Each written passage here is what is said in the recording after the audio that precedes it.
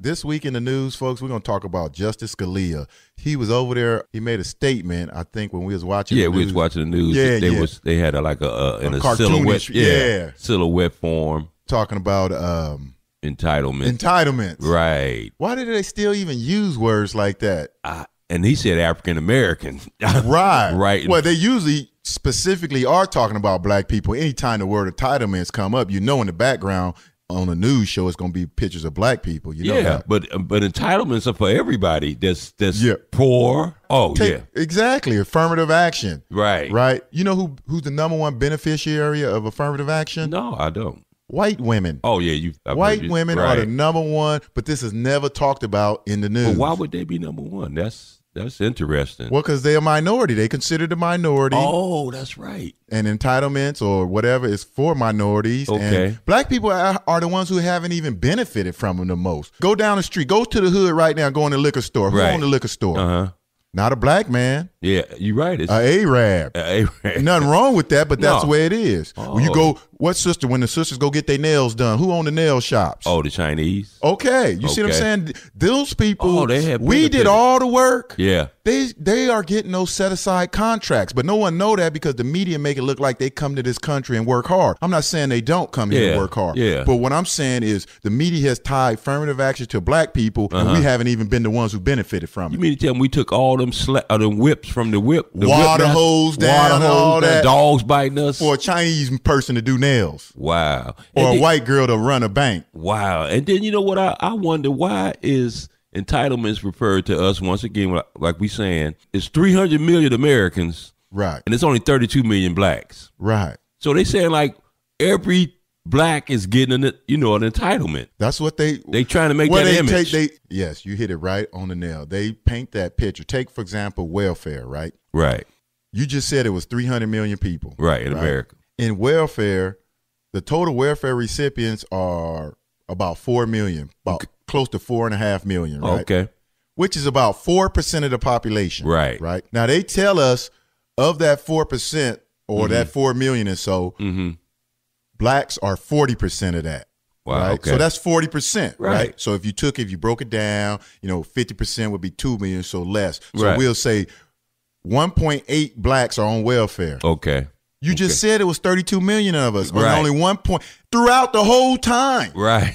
Yeah. Since the 60s or since John F. Kennedy implemented these programs. Right. Right. There has never been more than 2 million blacks on welfare at any time, any given time. Wow. Right? Any given time. Right. So we only less than 2% of welfare recipients. So what they do, what the media does is how they're able to paint the welfare picture black is when they talking about it, they'll have a picture of a black person. Right. They'll have a black woman, a black single mother being featured. Right. Right. So that's how they've been able to paint that picture. Because even some of us think that. Well, so you saying that imagery is still working? Man. I mean, because everybody hip to that. What did you say, nigga? You would think so. Right, right. But I bet you when you walk down the street, the white person crossed the street. Oh, yeah. So it's still working, ain't it? Maybe it's the new ones growing up. Well, take this food. Okay, Justice Scalia, when he said that about entitlements, racial entitlements should happen. Whatever, right. This man is a conservative. Right. Known conservative. Appointed by Ronald Reagan. Yeah. So they have been the ones who have always pushed this propaganda. Okay. We all know that. Right. That's why anytime someone on the left, like John F. Kennedy or somewhere, give programs or whatever, all John F. Kennedy is just trying to do is help people in need. Right. Right. But what happened was the media took those programs. Okay. Right. And made them look black. Because they want to make us look lazy. Right, right. And we're going to get to that later because your man Roger Ailse called President Obama lazy. So we're going to get to that later. What else is in the news, man?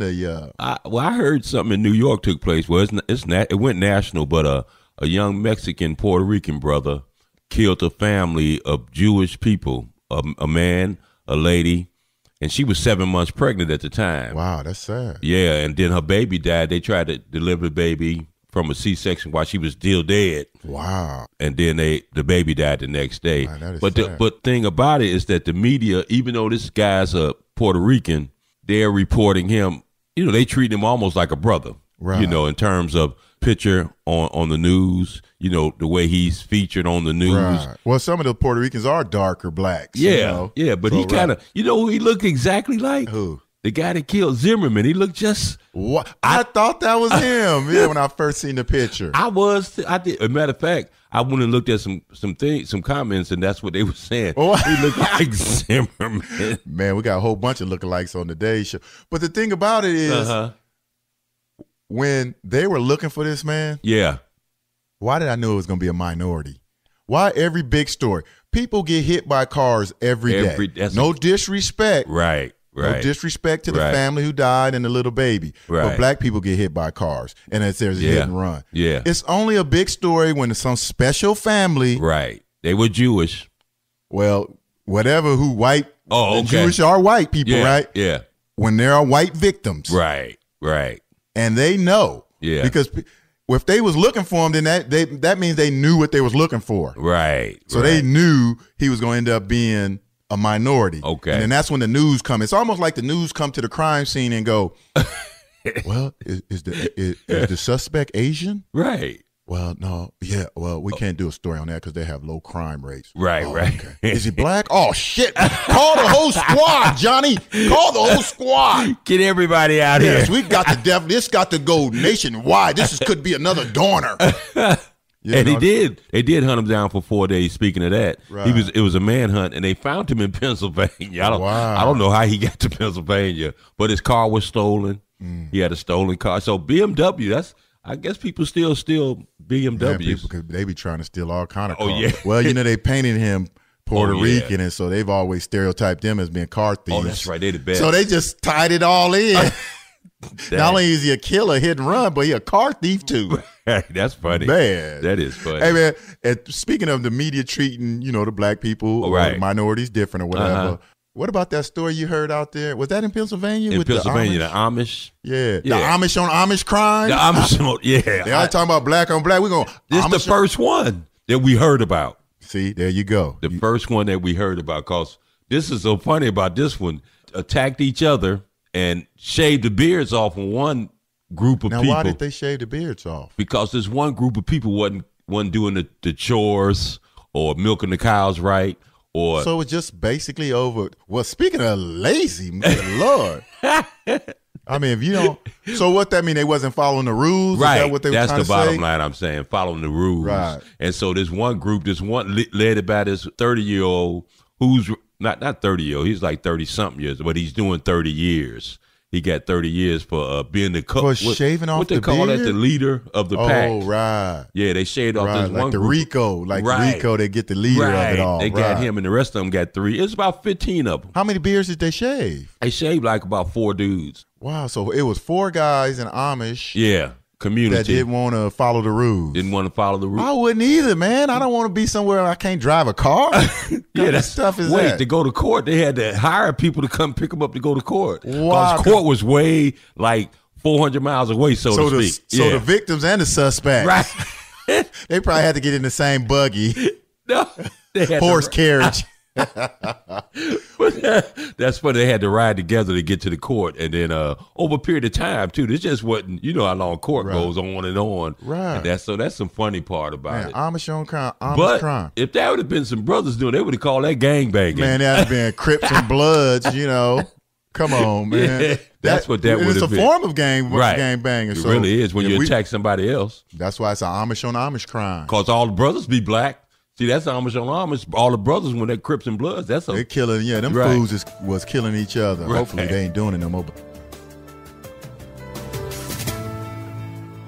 On to the next story, man. Remember we was talking about Roger Ailes called Obama lazy. Wow, that's interesting. I'm so tired of these people calling my president lazy. Well, disrespectful names. Right. And they called him lazy. He's taking less vacations than Bush. Right. He's taking. What was that like you were saying? 250 days. At the same time, the same amount of time, presidency, Obama has taken 84 days. 84 days, and Bush have took 250 days. That is lazy. Ooh, that's what I want to know. Who? And he gonna talk about Obama never worked a regular job. When did Bush work a regular job? His daddy been oil rich since he been in Pampers. Man, he came out with a silver spoon in his mouth. So mouth. he's the Texas Mitt Romney. That's who Bush is. There you go. I guess that's a Republican thing. Right. Right. So you sitting there going, come on, dude. How you going to call the president lazy when all you rich people sit there? Y'all have a label of working hard. Right. He was born that way. Bush got into Yale. Yeah. Yeah. You think he got in there working hard?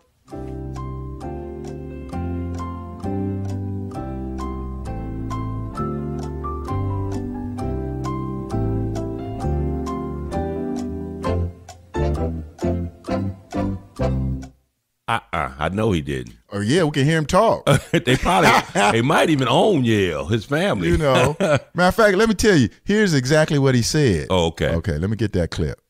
And this is being paraphrased through Wolf Blitzer. Wolf Blitzer. Yeah. Obama's the one who never worked a day in his life. He never earned a penny that wasn't public money. How many fundraisers does he attend every week? How often does he play basketball and golf? I wish I had that kind of time. He's lazy, but the media won't report that. Wow. What kind of stuff is that, Roger Ailse? And Roger Ailse, wait, first of all, Mr. Ailes, you on your third marriage. So how lazy is that? You don't want to work to keep a marriage together. So I want to know what's going on with that, you know. And, right. And you a typical, you know, you talk about, you already had some problems with talking about Jews, calling them, you know, out. You know. Oh, he did that. Oh, yeah, he had to apologize a couple of times. Right. He had to do that. You know, calling certain people Nazis for firing. NPR, he called them Nazis. Right. And they won't even label him a racist. They'll label him, oh, he's so outspoken. Right. Or he's just speaking his mind. Oh, he's speaking his mind. Well, I want to speak my mind, too, because you hired a dude named O'Reilly. I don't think it's worked a day in his life. Well, he always confessed that he has, but you know, he did no real work. No, all he do is talk for a living. That's all he do is talk for a living, and really gets mad at people for a living. Because the other night he just got to cussing out Combs. Oh yeah, they had that all over the news. All over the news, everybody got him on there. They even had a body language person come out to see how lazy he was. So yeah, so Mr. Ailes, shut your mouth, man. Yeah, because you know who you look like. Oh, who he look like? I seen his picture, but seen his picture, but I couldn't. The one and only Alfred Hitchcock. Oh yeah. Don't Roger Ailse look like Alfred Hitchcock, man? That. I couldn't. Man, he reincarnated. Wow. That dude looked like Maybe Alfred Hitchcock. Maybe that's why he's so crazy. Because maybe he's reborn Alfred Hitchcock. Yeah, because he was crazy. You see, it all starts with a baby, we'll say, at the age of 6 months. And the mother says, boo, and scares the hell out of the baby, gives it the hiccups. And then the baby giggles. There's its first moment of fear.